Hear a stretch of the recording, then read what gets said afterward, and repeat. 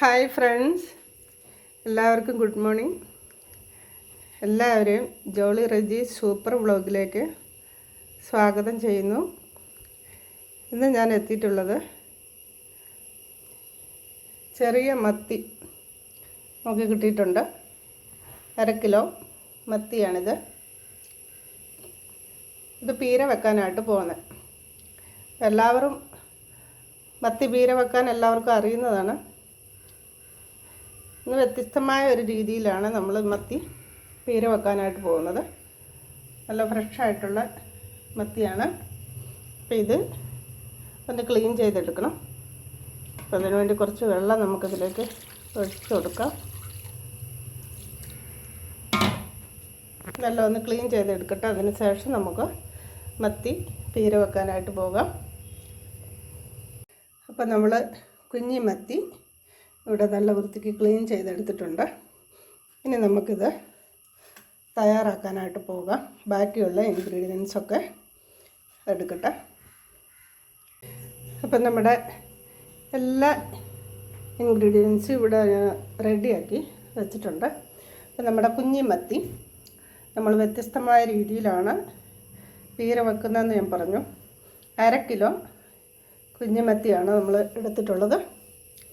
അപ്പം അതിലേക്ക് ഒരു മുറി തേങ്ങ ചിരവിയത്, ഇഞ്ചി ഒരു മീഡിയം സൈസ് ഇഞ്ചി, ഒരു 10 ചെറിയ ഉള്ളി, വെളുത്തുള്ളി, ഉണക്കമുളക് ഒരു 4 ചതച്ചെടുത്തത്, 1 സ്പൂണ് കാശ്മീരി എരിവുള്ള മുളകും കൂടെ മിക്സ് ചെയ്ത് പൊടിച്ചാണ്. 1 സ്പൂണ് മുളക് പൊടി, ആവശ്യത്തിന് ഉപ്പ്, 1/2 സ്പൂൺ മഞ്ഞൾപ്പൊടി, 1/4 ടീസ്പൂൺ ഉലുവാപ്പൊടി.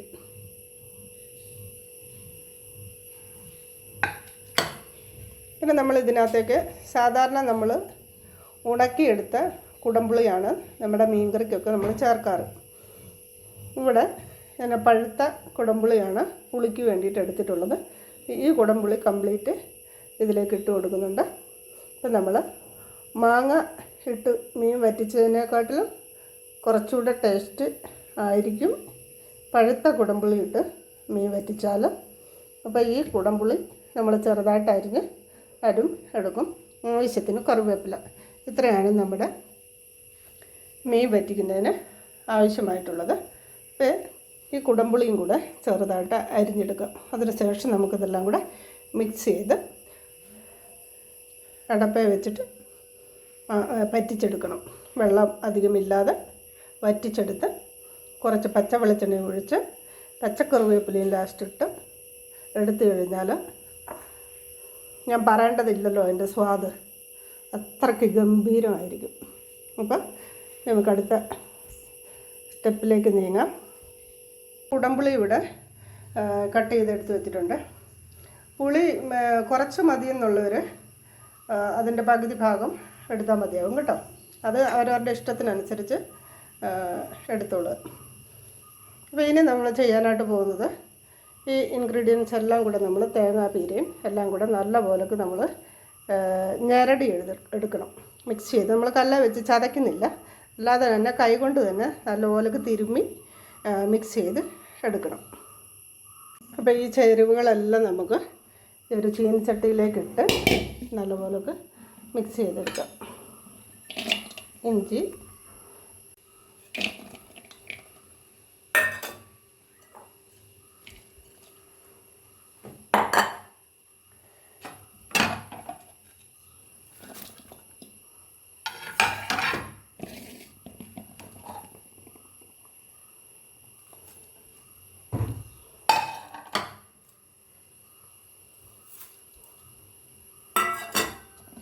ഇതെല്ലാം നന്നായിട്ട് കൈകൊണ്ട് ഞെരടി എടുക്കണം.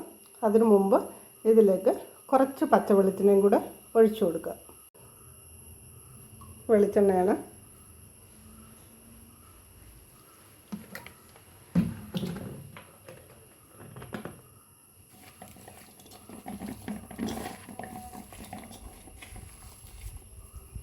നല്ലപോലൊക്കെ മിക്സ് ചെയ്തെടുത്തിട്ടുണ്ട്. ഇതിലേക്ക് നമ്മുടെ ഈ മത്തിയും കൂടെ എടുത്ത് ഇട്ട് കൊടുക്കുക. ഇപ്പോൾ കണ്ടല്ലോ, ഇപ്പം തന്നെ ഇത് കണ്ടിട്ട് കഴിക്കാൻ തോന്നുന്നില്ലേ? ഇനി ഇതിലേക്ക് ആവശ്യത്തിന് വെള്ളം, ചീനച്ചട്ടിയിലേക്ക് കുറച്ച് വെള്ളം ഒഴിച്ച് ഇത് വേകാൻ ആവശ്യമായിട്ടുള്ള വെള്ളം കൂടെ ഒഴിച്ച്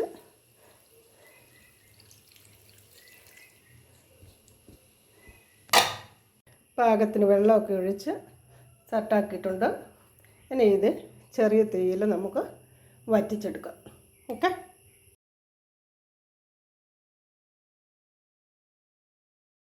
നമ്മുടെ കുഞ്ഞമ്മത്തി ഇവിടെ വെള്ളമൊക്കെ വറ്റി പാകത്തിനായി വന്നിട്ടുണ്ട്. ഈ സമയം നമുക്ക് ഒരല്പം പച്ച വെളിച്ചെണ്ണയും കൂടെ ഇതിലേക്ക് ഒഴിച്ചു കൊടുക്കാം.